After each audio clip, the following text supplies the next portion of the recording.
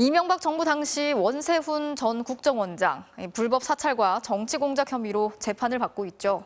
2심 재판부가 징역 7년을 선고하면서도 권양숙 여사 등을 사찰한 혐의는 무죄를 선고했습니다.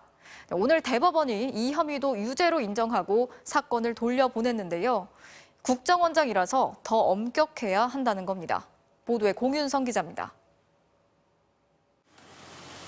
지난 2011년 원세훈 전 국정원장은 중국을 방문한 권양숙 여사가 북한 사람을 만나는지 감시하라고 직원들에게 지시합니다.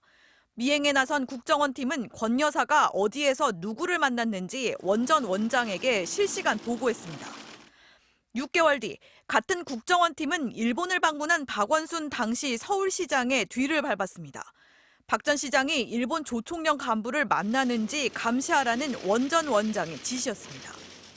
모두 국정원법상 직권남용 혐의가 적용됐지만 지난해 2심은 국정원장의 통상적 지시로 직원들에게 의무 없는 일을 시킨 게 아니라며 무죄를 선고했습니다. 하지만 대법원은 유죄로 판단해야 한다며 사건을 돌려보냈습니다. 국정원 직원에게는 정치적 중립과 함께 국민의 비밀과 자유를 침해하지 않을 의무가 있는데 원 전 원장이 이런 의무들을 위반하게 했다는 겁니다.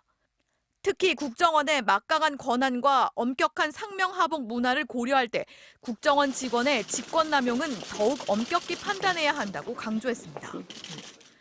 국가정보원의 법적 지위와 영향력, 지휘체계, 특수성 등을 종합적으로 고려해야 한다는 내용의 판결입니다.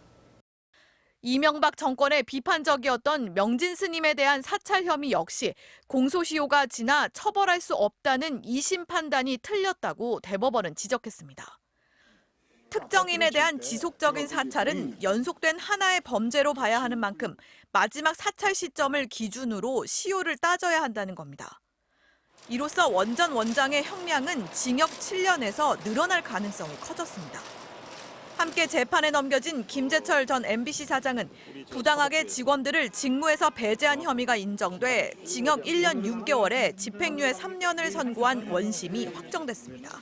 MBC 뉴스 홍선입니다.